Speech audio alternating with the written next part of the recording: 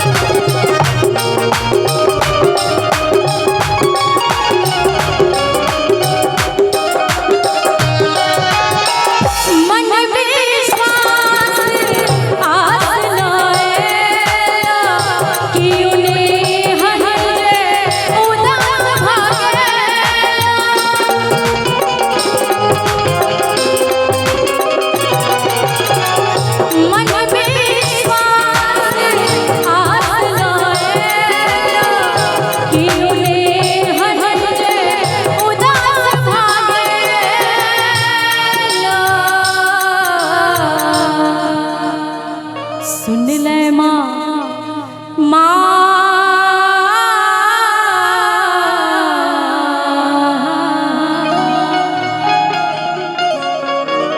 सुन ले माँ सब हक अर्जिया हुनकर कृपा के बिना एक पत्ता तक नहीं हिल सके छे जिनके दरबार में आई हम अहाँ सब गोटे उपस्थित छी एक बेर हुनका ले दोनों हाथ ऊपर उठा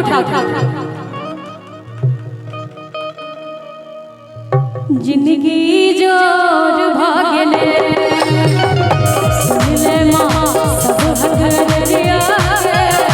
जिंदगी जोर भागले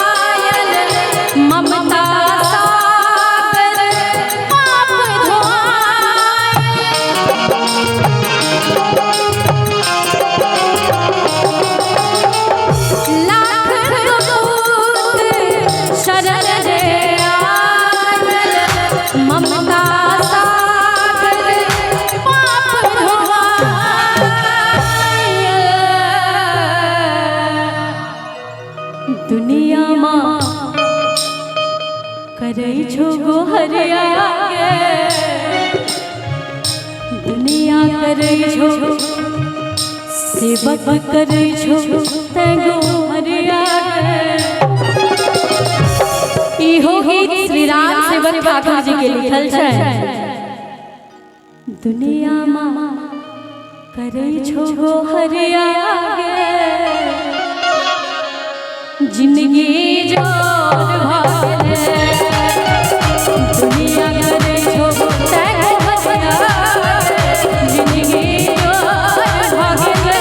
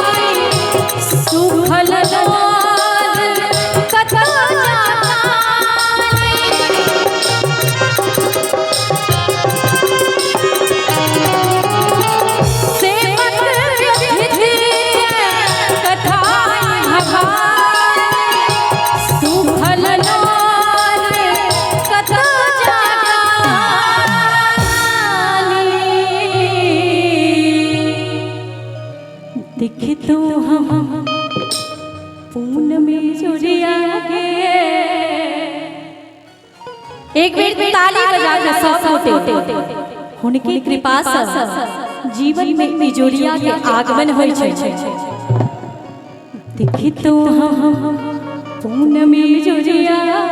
के जिंदगी जो